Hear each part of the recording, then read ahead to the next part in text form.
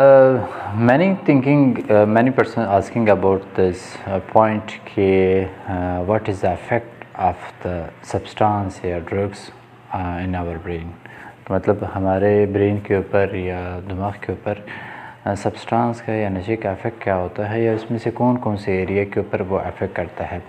इसमें जो सबसे इम्पोर्टेंट फैक्टर या सबसे इम्पोर्टेंट एरिया जो सबसे ज़्यादा अफेक्टेड एरिया है वो 3 एरिया है बेसिकली।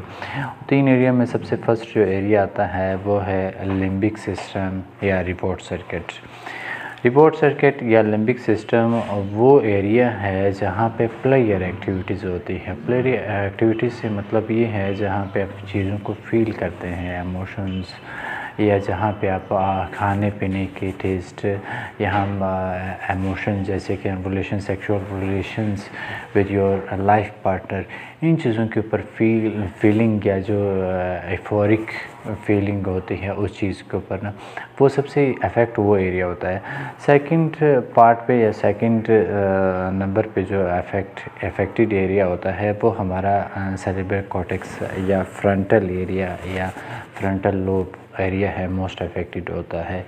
उसमें क्या चीज़ें होती है, उसमें बेसिकली डिसीजन मेकिंग या थिंकिंग प्रोसेस होता है, मतलब फैसले करने के क़ुव्वत, या उसमें समझ लीजिए कि उसमें एक जांच पड़ताल या चीज़ों को समझने की ताकत मौजूद होती है। थर्ड ये पार्ट या थर्ड साइड पे जो अफेक्टेड एरिया है वो हमारा ब्रेन स्टेम एरिया है, जहाँ पे हार्ट बीट, स्लीप और ऐसे अनवॉलंटरी एक्शंस वो कंट्रोल करता है, वो हमारा ब्रेन स्टेम एरिया कंट्रोल करता है। बेसिकली अफेक्ट तो सारा ब्रेन होता है, लेकिन मोस्ट अफेक्टेड एरिया ये 3 है, जिसमें से लिम्बिक सिस्टम या रिवॉर्ड सर्किट जिसे कहते हैं।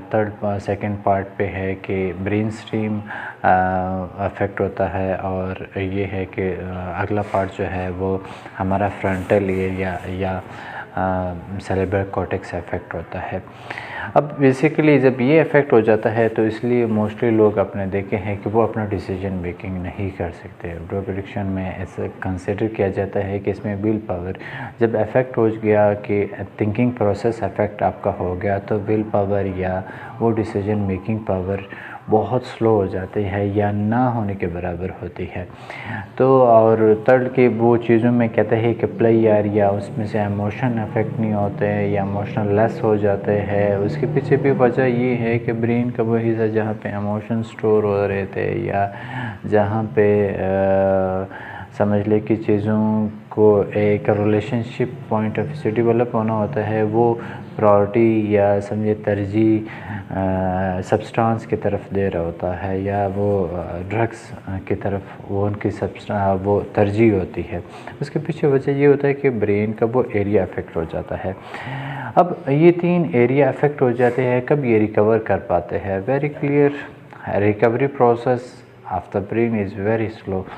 उसके पीछे ये है कि सबसे first of all to stop the substance या ऐसा सब्सटेंस या ड्रग्स को स्टॉप करना होता है। स्टॉप के बाद with the passage of the time rehabilitation process के अंडर रह के ही ये ब्रेन एरिया जो अफेक्ट हो जाते हैं ये रिकवर कर पाते हैं। इसमें बहुत सारी रिसर्चेज या बहुत सारी चीज़ें हैं कि कितना टाइम लगता है।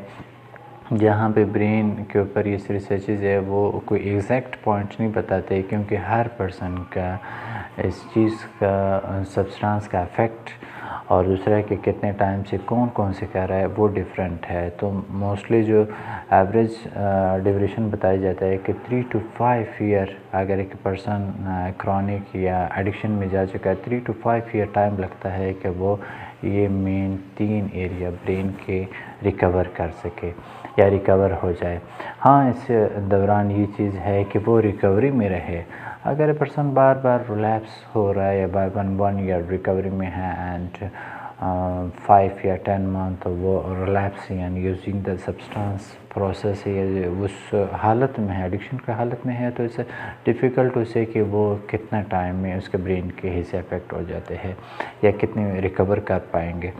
तो ये बेसिक इंफॉर्मेशन है, हम कोशिश कर रहे हैं कि लोगों तक वो आम ज़बान में या आम तरीके से कोई बेसिक इंफॉर्मेशन पहुँचाएँ कि basically it's not character flaw, इसमें ये ब्रेन डिजीज़ भी से कहा जाता है कि इसके ब्रेन के ऊपर अफेक्ट हो जाता है, तो इसकी वजह से एक पर्सन खुद बहुत रिकवर नहीं कर पा सकता है, क्योंकि वो अपने लिए अच्छा फ़ैसला ही नहीं कर पाता। तो डिसीजन मेकिंग या डिसीजन के लिए सेकंड लोग या प्रोफेशनल इंटरवीन करते हैं, प्रोसेस इंटरवेंशन या क्राइसिस इंटरवेंशन के थ्रू, या फैमिली वाले उसमें से हेल्प आउट करते हैं उसके डिसीजन मेकिंग में कि लेट्स चेंज योर लाइफ।